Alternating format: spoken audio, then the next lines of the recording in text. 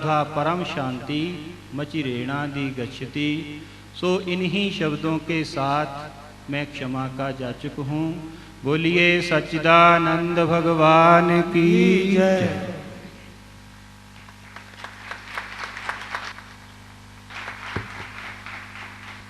संत Shri gel Singh ji महाराज ने अपने बड़े सुंदर भाव व्यक्त किए। अब हमारे परम श्रद्धेय आचार्य जी आप सभी को आशीर्वचन देंगे। श्रद्धेय आचार्य जी।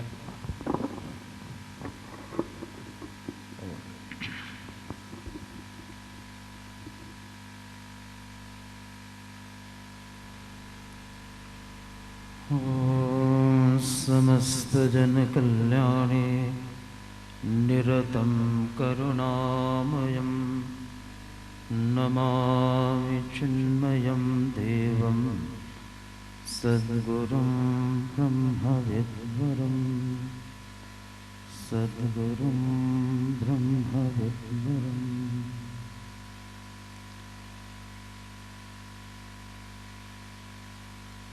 परम पूज्य स्वामी जी जो हमारे समक्ष व्यासासन पर विराजमान स्वामी जी है, आपने अनुभव किया होगा रस मूर्ति है और उनके निकट हमारे स्वामी जी, उनके लिए हमारे पास कोई शब्द नहीं है। ब्रह्मनिष्ठ संत कैसे होते हैं आप देख लो। मैं शब्द बोलना नहीं चाहता था, लेकिन आप चूक जाओ तो अच्छा नहीं है।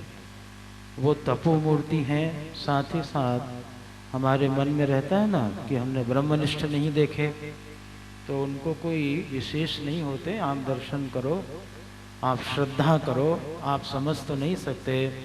अगम्य है, संतों को जाना नहीं जा सकता। और हमारे स्वामी महेशानंद जी प्रसन्न मूर्ति, और हमारे संत ज्ञान अपने जैल सिंह जी गंभीर मूर्ति हैं। और आपने देखा अभी जो उन्होंने कहा वो उसमें कितना गांभीर्य है, बल्कि उन्होंने सब कुछ कह दिया। बाबा जी यहाँ पधारे हुए हैं।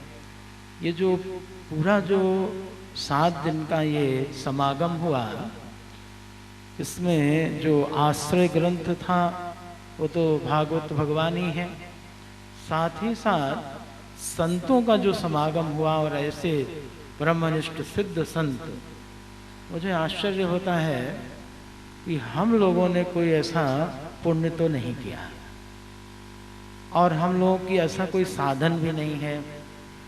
और खास करके जो हमारे विद्यार्थी हैं, उनको तो 2 ही महीने यहाँ आए हुए, तो उनके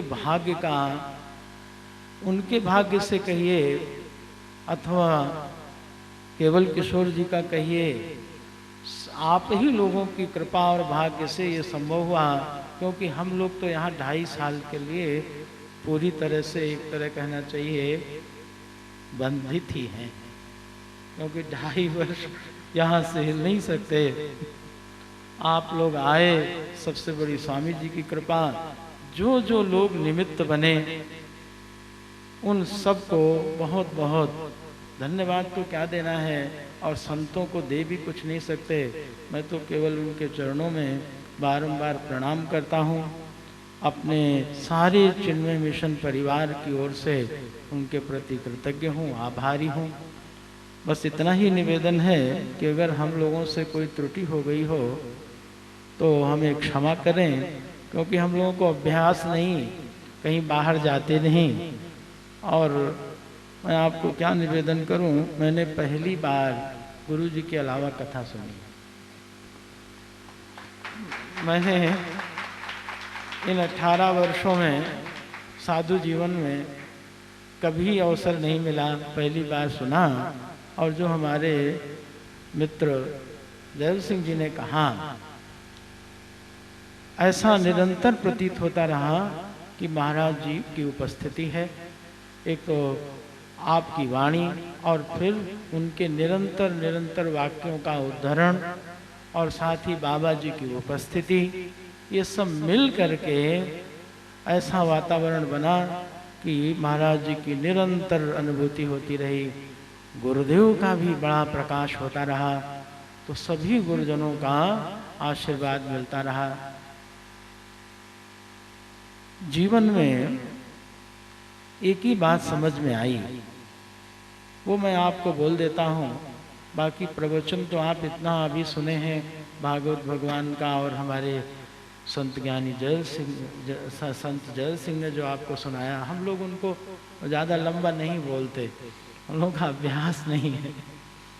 तो उन्होंने आपको कितने सारे दृष्टांत दिए, और मैं ये बात दृढ़ता से मानता हूँ कि केवल और केवल एक ही आश्रय है, वो है गुरुदेव के चरण, और कोई आश्रय नहीं।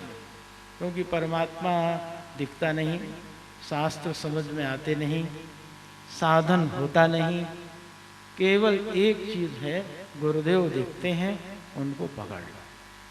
गुरु चरणाम्बुज निर्भर। बोले श्री सद्गुरुदेव भगवान की जय।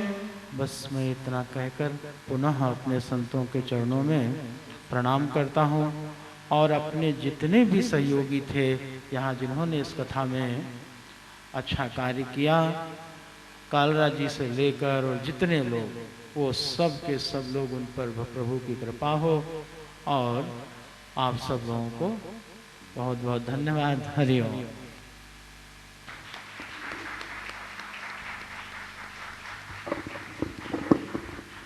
बहुत सुंदर हम लोगों को समयोचित आशीर्वचन प्राप्त हुए श्रद्धेय आचार्य जी से।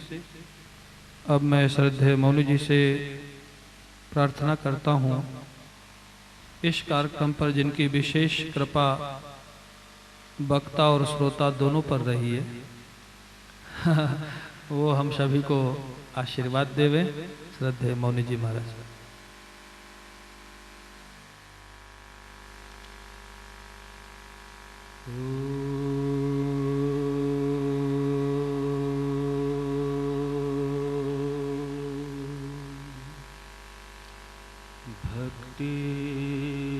भक्तिर्भगश्च भजनम्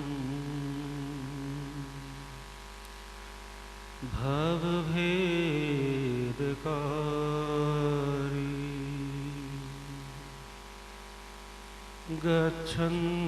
गच्छन्त्यलं सुविपुलम्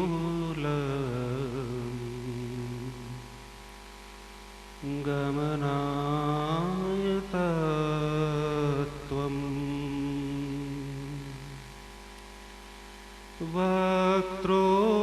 वक्त्रोद्धृतं तु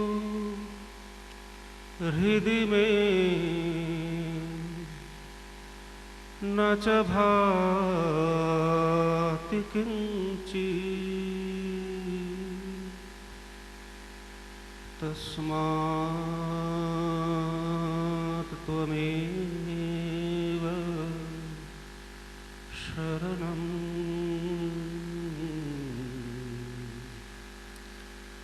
मम दीनबन्धो।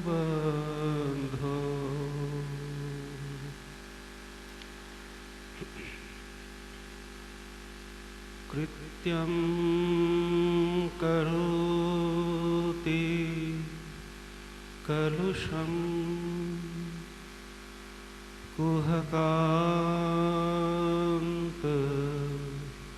कुहकान्तकारी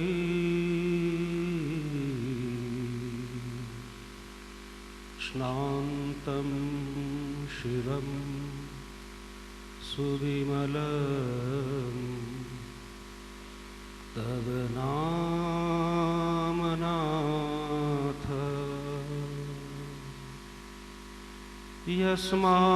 यस्मादहं त्वशरणो जगदेकगम्य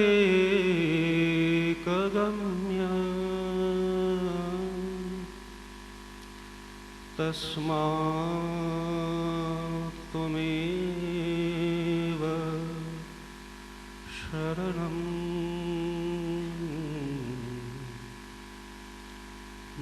दीनबन्धो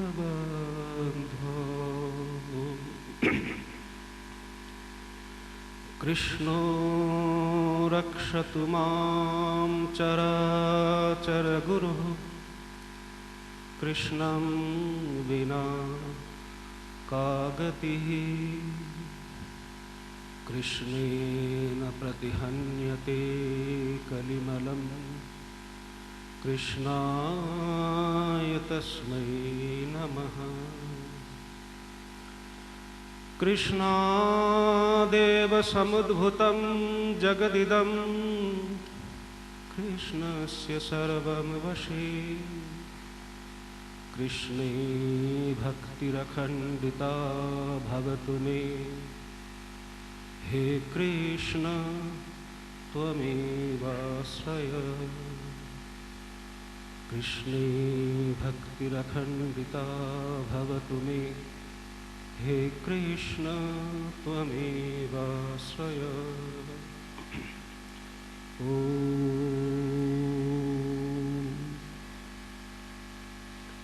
वंदे महापुरुष ते चरणारविंदम। कृष्ण कथा ही कथा, बाकी सब व्यथा। एक गोपी जा रही थी ब्रज में और उसको एक गोपी और बुलाने लगी, अरे गोपी इधर आजा, इधर आजा, मजेदार बात है सुन ले। शृणु सखी कौतुकम एकम, अरे गोपी आजा गोपी, मजेदार बात है सुन ले, मैं अभी देख देख के आई हूं। कहां देखा तूने? शृणु सखी कौतुकम एकम नंद निकेतांगे माया दृष्टम, अरे नंद बाबा के घर में देख के आई हूं। अच्छा तैने क्या देखा? कहा मैंने ब्रह्म को देखा। कौन सा ब्रह्म? कहता है वो जो सिद्ध वाटी में आत्मबोध सुनाते हैं ना, उसमें जो ब्रह्म है, तत्वबोध सुनाते हैं उसमें जो ब्रह्म है, वो आत्मबोध तत्वबोध का जो ब्रह्म है वो धूली से लपेटा हुआ नंद बाबा के घर में नग्न होकर नाच रहा।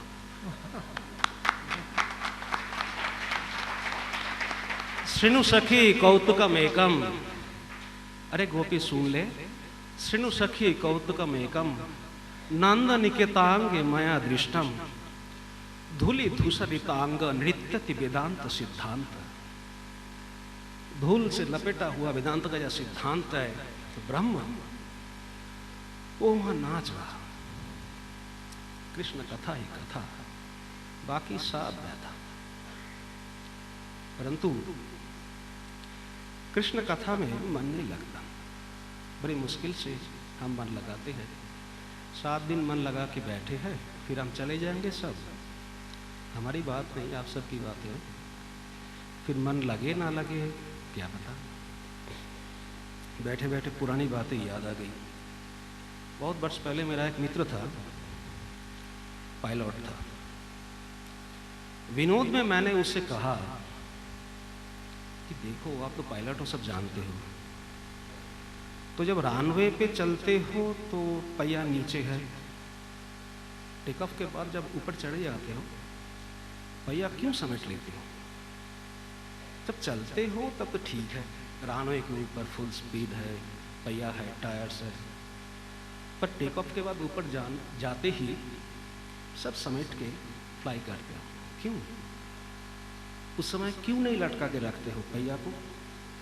बड़ा सुंदर जवाब दिया 2 शब्द में, इजी टू फ्लाई, अनायास उड़ने के लिए।